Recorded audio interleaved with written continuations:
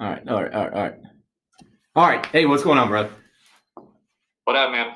Okay. So this is our first video interview, and I'm super freaking excited about it. And for all you viewers, I got my phone to look up the questions and whatnot. It's going to be the same thing as the blog, exact same questions as always. So, Craig, welcome to the interview. How's 21 treating you? Is it better than 2020? Pretty good. Obviously, was a little nervous coming back from the last deployment and everything because Yep. we didn't know what we were walking into in 2020. But there's always a little bit of uneasiness or uncertainty when you're reintegrating back home, and then me going back to my company. It actually went really, really well. Got some pretty cool clients, and now I'm on a pretty exciting project with a new team that's looking pretty awesome. Nice. That's So pretty dope. starting off pretty good. What are y'all working on, if you don't mind me asking? We are doing some work for AIG. The scope and extent can't really Yeah. discuss all that yet. The nature of the beast. That's pretty cool. All right. So let me see if I can. All right. Next question. Can you tell us a little about yourself, specifically how you chose the Accenture, the Marine Corps, and why you're doing what you're doing now? Well, Marine Corps started. I always had I don't want to say I had a fascination with it, but both of my grandfathers were World War II veterans, and one was in the Army and one was in the Navy. And the Army Air Corps wasn't even around yet, or was the Army Air Corps, wasn't in the Air Force yet. But we were a Navy and Army family, and whenever I'd ask them stuff when they were little kids, all they'd talk about their time, but they always had a story, something having to do with the Marines. So like it was always stuck in my head, like whether he said like they wore their boots different, like all types of stuff that they recognized all the way back then. Yep. So I always had this fascination with it. And then I was actually wrestling at Fresno State in 2000, right after I graduated high school, 2001. And after a morning conditioning practice, we had CTN. Did you guys have CTN, the College Television Network? All right, so no, but I know what you're talking. It's kind of like AFN, Armed Forces Network. So I understand exactly. the concept. Yeah. Well, long time ago, that's all they had in like the cafeterias. Yeah. And TV's up, and it was CTN, College Television Network, and it played local stuff, and then college sports updates and all that. But one morning, September 11th, they all shut off. They turned back on. I went to a live broadcast, and I watched the second plane at the tower. And that day, called my parents, talked to them about joining the military. They were 100% supportive. So the following day, dropped out of school, quit everything, and went and hopped into the delayed entry program. Wow. Yep. Hello, Marine Corps. For a while, the influx of individuals that joined the military during that time was nuts. The next day, the recruiting lines in Fresno, California, there were lines out of every single branch of service, and people were paying each other to hold their spot so they could like leave and go eat. And then it got so bad that the recruiters were coming out and giving tickets with times and be like, come back on this day and this day. We can't even process people in right now because there was so many people were trying to join. Jeez, oh Pete. And then you've been in, how long were you enlisted? Because I know you went enlisted in the 10 years. 10? Almost Okay. 10 years. Yep. So then how did that transpire into Accenture? I know we're 15 years down the road now, but what got you into Accenture? So, well, that's how I ended up in the Marine Corps. So when that happened, and I already had it in my mind I was going to go in the Marines and go be an 03. That's what I was going to do. Real quick, for everybody who doesn't know, that's infantry. The 03 designation for the Marine Corps is infantry. Okay, sorry. Yep. So did that, ended up lat moving over to the air wing. So I got to spend some time in the air wing, and then became a drill instructor my last 3 years. And I don't remember, it was 2011 or 2012 when we started to actually enact the drawdown and bring our troop force down from 223,000 down to, I think the bar they said first was like 190 something, then 188, and then 182. But when you do that for a force that's already so small, all the MOSs get compacted. So at that time, senior leadership, like if they don't leave, they got tenured. Like you have to be. Yep. I talked to my monitor, and I was a staff sergeant at the time. Was about to pin on Gunny, and he flat out told me, he's like, for the next 10 years, he's like, you need to be prepared to know that if you stay doing what you're doing, like you may retire as a Gunny. So like you're topped out. Yep. And that did not sit well with me at all. So my senior cycle, my last senior cycle as a drill instructor, the reviewing officer, which is like our guest of honor, was James Wright. And James Wright was the president of Dartmouth College, and he was a former Marine in Vietnam. And afterwards, he brought all the drill instructors in after we graduated, and he asked if anybody wanted to go to college, and I raised my hand. You ever thought about going to Dartmouth? And I no shit, laughed. I was like, absolutely not. There's no way that I'm going into an Ivy League school. I still, sometimes I don't get my shoes tied right. There's no way I'm going to get into that school. And he literally told me in front of everybody. I remember it because James Wright is he's like Cody. Yep. He's a big dude. And I'm vertically challenged. So this big guy walks up to me and he points and he says, go to a junior college with what you've learned and the discipline you've gained in the Marine Corps. I guarantee you're going to surprise yourself. And if you do well after your first year, I want you to apply. I was like, challenge accepted. I had the GI Bill and everything. Let's do it. So I went back to school, ended up having the highest GPA in the college my first year. Doesn't surprise me. Applied to Dartmouth and got in. So graduated, studied economics, and commissioned in the Marine Corps to finish out my time as an officer in the reserves. Always wanted to be an officer.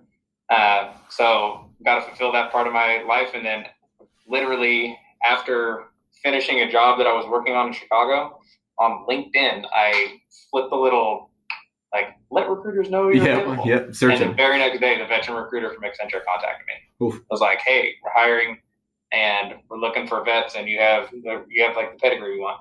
Yep. And I started with Accenture and it's been here ever since. It's been an awesome company. That's so cool. And you were telling me they're a global Fortune 500? Global? They are a global Fortune 500. I think we may be in the top 300 now. Because I just saw an article the other day. Anytime I see anything Accenture, I immediately think of you, so I pay attention to it. And that it's the or top 3 best companies to work for, or happiest employees, or something like that. I mean, for an organization that has a couple 100,000 people, that's saying something. 510,000. That's incredible. That's 510,000 worldwide. 3.5 times the size of the Marine Corps. Yeah, which is that's insane to think about. It's not all consultant people, sure, like what I do. There's a lot of service centers of excellence that we run a lot of back office stuff, and we do a lot to really influence the technology and efficiencies of some of the biggest companies in the world. 98 of the Fortune Global 100, 98 of them are our clients. Oh my goodness. That's kind of cool. Dude, I love stats like that. All right, next question. So these are questions specifically for the interviewee, i.e. you. For someone so ridiculously motivated, and now everybody knows what I'm talking about since you just heard his story, what drives you? What is the first thing you think? What is the first thing you think when you wake up, and what's the last thought you have before closing your eyes? What drive? I think these are same as the written. Mm-hmm. I think I was talking about my parents here. Yes. Super cliche answer. I know, it's because they're your motivating factor in their work ethic. I read that. Yeah, so I realized very late in life, how lucky I was.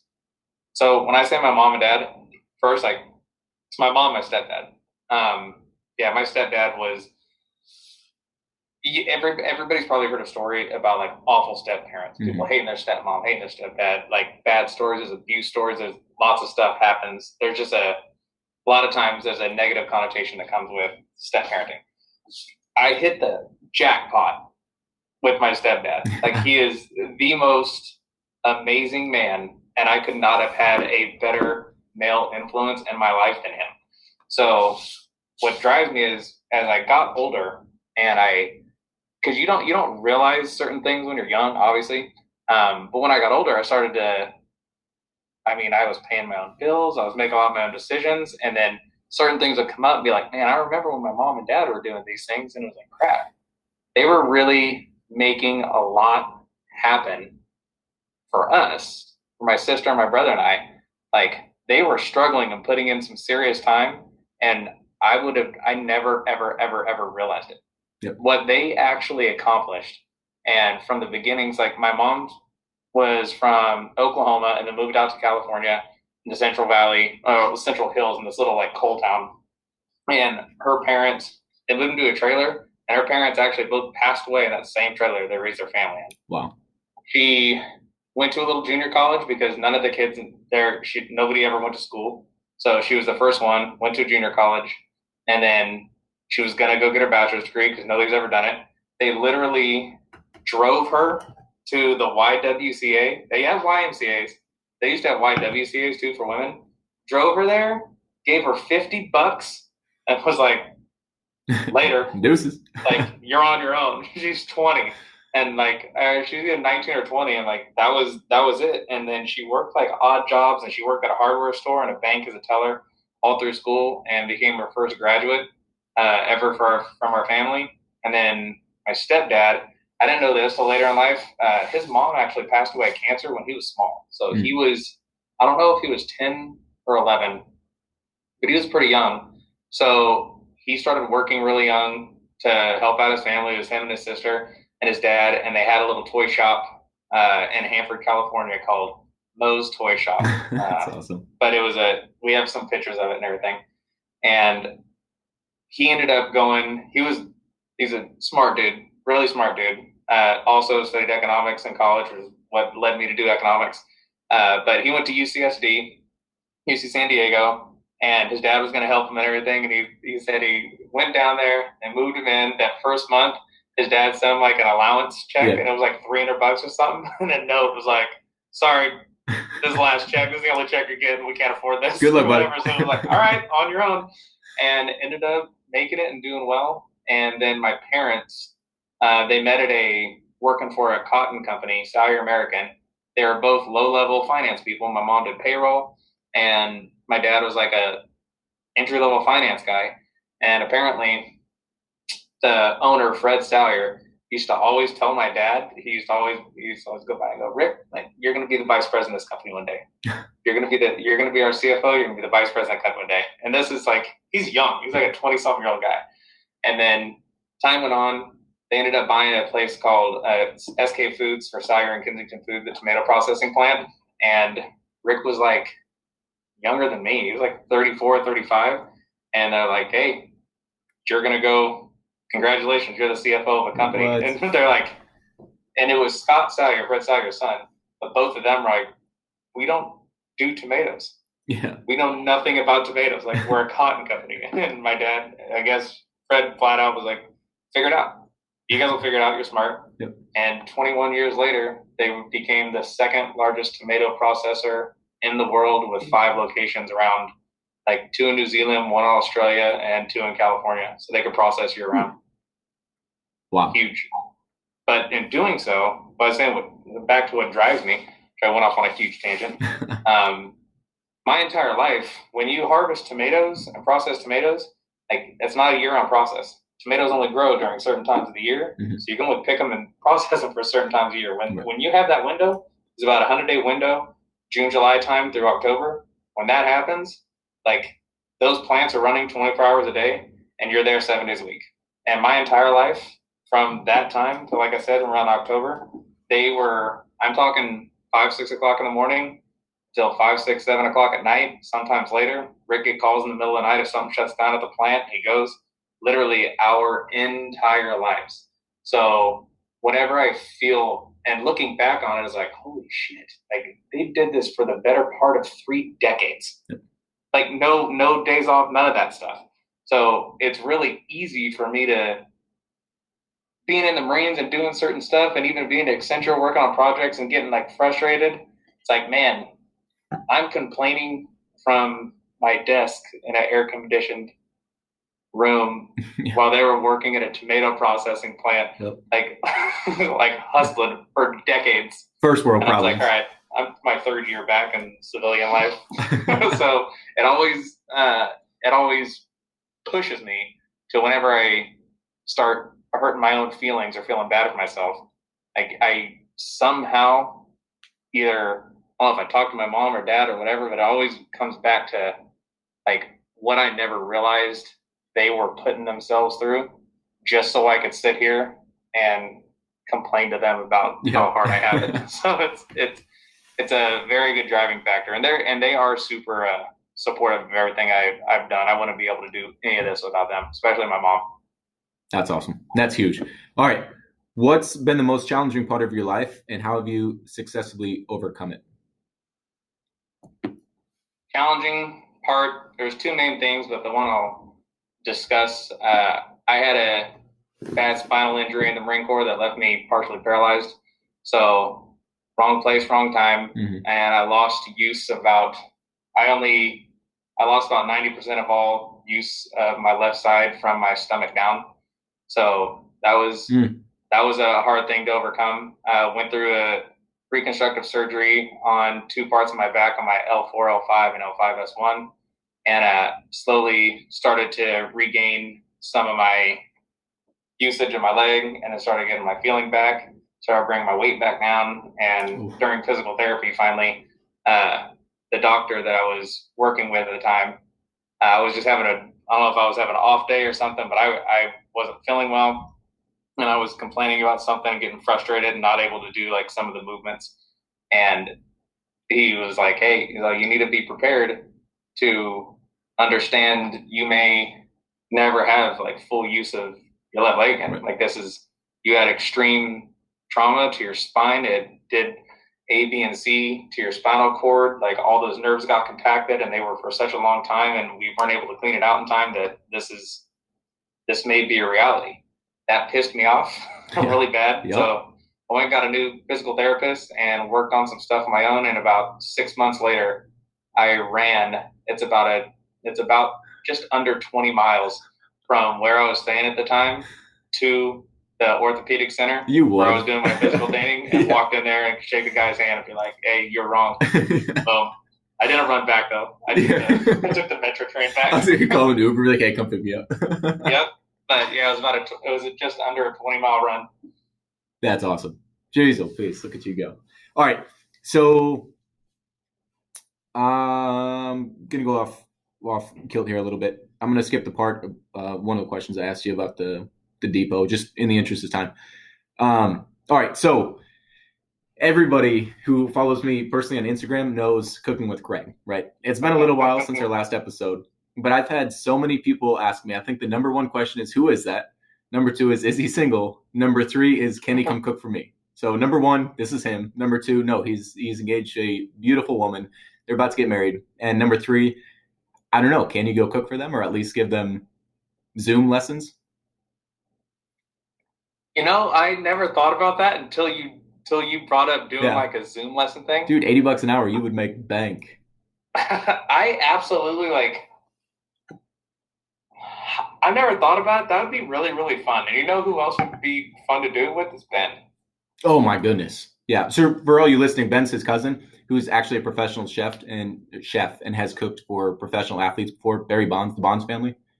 Yep. Barry Bonds. He was the Kevin Durant's private chef when he was a part of the OKC Thunder. Amir Khan, the world championship boxer. It's literally traveled all over the world. He was the head chef at 5 seasons in Aspen, Colorado at the resort. He's in Cordon Bleu. He went to the Cordon Bleu Academy. He is unreal. That would be awesome, because you're literally getting personal lessons from a professional chef. So what got you into cooking? Can you tell the viewers your father's quote? That still sticks with me. I absolutely love that. What did your dad say about cooking? My dad said, there's very few things, I don't know if exactly how he said it, but basically there's very few things in life that are unavoidable. Mm-hmm. Regardless, your entire life from birth till death, you have to do it. So whatever those few things are, you need to find a way to love it. And one of them is eating. You're going to eat. So a part of eating is cooking most of the time, depending on your lifestyle, I guess, but you have to cook. So all the men in our family actually are like phenomenal cooks. My mom and everybody could cook too, but the men are damn good cooks. So I grew up around men that cooked and cooked great food. So naturally, I wanted to learn how to cook good food. And you did. That's awesome. All right. So last question specifically for you before we go into the questions for everyone that are kind of a quick fire. So with a resume and a background like yours, what could possibly be next? I mean, you didn't tell anybody about the other Ivy League, but you've already been to one Ivy League, commissioned in the Marine Corps. You work for a global Fortune company. Like, what's next? What's on your plate?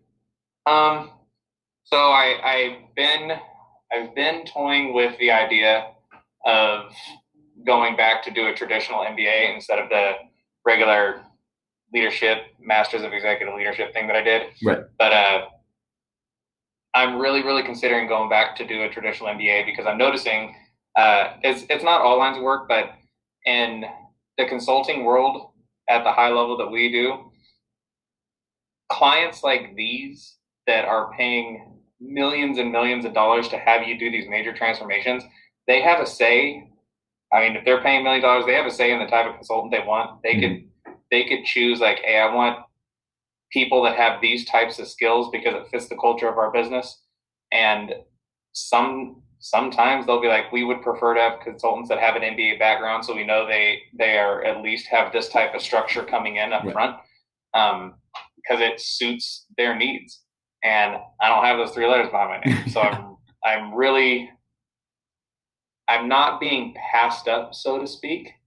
But I think in the future, having those key business skills that you only learn getting an MBA and being able to expand that professional network through an MBA program might be a go for me. And Accenture Strategy actually has a MBA Global Scholars Program that I just found out about. So I may be barking up their tree to, hey, you're sponsor somebody to go back. You're going to get in. You're going to kill it. I'm so excited. All right. So these are questions that I ask everybody. Obviously, you've seen the interviews before.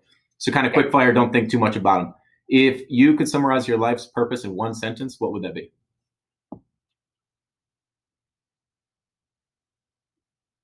Oh, I would be don't live to serve yourself, serve others. You'll be happier in the long run.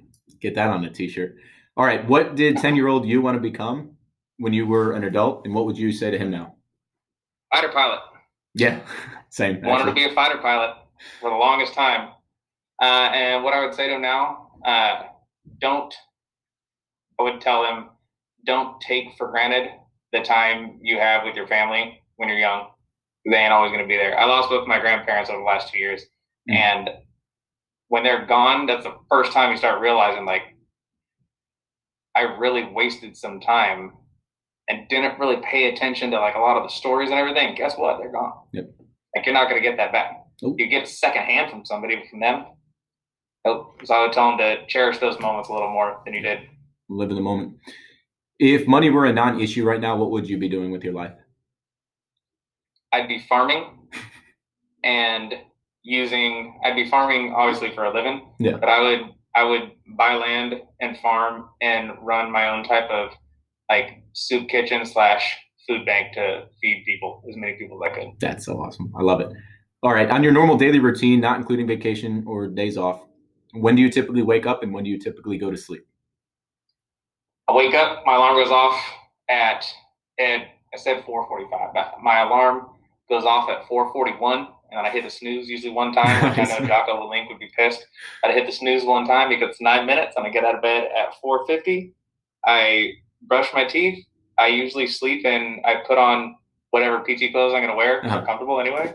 I sleep in that, and by 5 o'clock, I am on my way jogging to the gym. Do that every morning, and just like you, in and out in under an hour. That's it. Yep. I want to get it over with at the first part of the day. And then usually I go to bed around like 9 or 10. Sometimes Brooke and I will be binge watching a cool show and it'll keep us up, or other times we'll be working on a project that has like an offshore team. So I have to stay up late a little bit. Like if our India Centers of Excellence has to do something and we have to work together, we're 11 hours apart. So those are the only other things that hold me up. Nice. Okay. What is one book you recommend to the readers and why? Or I guess our viewers now at this point. First video. Whoop, whoop. Henry Hazlitt's Economics in One Lesson is phenomenal because he breaks down what is such a daunting thing, the global economy and the U.S. economy. And I think if people took the time to read that, it was written in like 1945 or something. If they read that and understood the way the economy functions and works, I think there'd be a lot more decisions made based on their understanding, and they'd be much more informed about how to use their money and create long-term wealth for themselves and be successful on their own. that one, and then the other one I would say, I know you said one, but I don't want to say the most influential, but when I graduated, my buddy Alan Hall, my mentor, gave me a book, The Millionaire Next Door by Thomas Stanley. Yep. That book, that would be, if I could recommend a book, everybody should read that book. I got to look that up. And holy crap. For everybody watching, for all of these, every 5th or 10th interview, I'm going to publish my own little blog talking about the last 5 people that I just interviewed. And then I'm also going to publish the books that everybody recommends, just so you all know. So these books will be in one concise document for you to look up. I definitely got to read Millionaire Next Door. Millionaire Next Door. If any of our readers, viewers, have any questions for you, can they reach out through me or find you on LinkedIn or anything like that? Okay, dope. Is there anyone that you know who you think would be a good fit for an interview? Alan Hall. Okay. Why is that? Alan Hall, who I just told you, gave me that book. Yep. Alan Hall's an older guy. I met Alan through golfing at Dartmouth. His son's autistic. He's a little bit younger than me. And I coached his son in the Special Olympics. Mm-hmm. He actually made the Special Olympics world team, got a bronze medal for Team USA. Woo! Yeah, it was cool. So I coached his son, and he became kind of that was like my pseudo family. They took me in when I was at school, but his story is amazing. It was very unfortunate. He lost his father, and his father's story is amazing. Dad was paralyzed from getting blown up on World War II. Oof. And was in a wheelchair and ended up becoming the football team captain of the University of Maine. But had an unfortunate incident and passed away in a plane crash.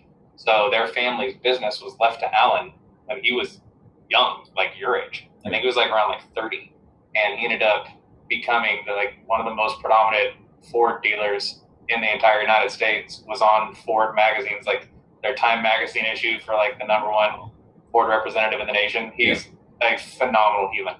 That's awesome. I would absolutely love to get in contact with him. I will make that happen, because heck yeah, for all the viewers and readers, I gained so much from my time with him. I can do one of these interviews would be awesome. I'm wondering what the hell he'd say. That'd be great. All right. So the final question, in 2 separate adjectives, can you please describe what it feels like to be living your best life? So, I think I put selfless and disciplined. I truly believe in Jocko Willink's idea of discipline equals freedom. When you understand what discipline is, and you get to control those decisions that you make in your life, you have the freedom to do so much more. It's Jocko Willink's a brilliant dude. But selfless is kind of the quote I said earlier. I've served in the Marine Corps and served the great United States for going on almost 20 years now, and I don't know if I'll ever have a greater joy than when we travel and do that stuff, and know that at any given time, we're the ones that people are hoping to take care of them at the end of the day. And the thing a lot of people don't realize is the Marines don't yes, we are war fighters. Absolutely. Fucking war fighters. That's what we do. We fight the nation's wars. You know how much humanitarian stuff that we do? Yeah, it's the majority of what we do these days. And it's insane. That aid and stuff that we provide to other countries, and it seems like it goes unnoticed. So that service is much more fulfilling than anything else I've done. So that's why I'm selfless. That's awesome. Well, thank you so much for taking the time today, Craig. If you can stay on the net, I'm going to do I'm going to stop sharing, but then I'm going to keep talking to you after this. That's cool. All right. Good. Thanks, brother.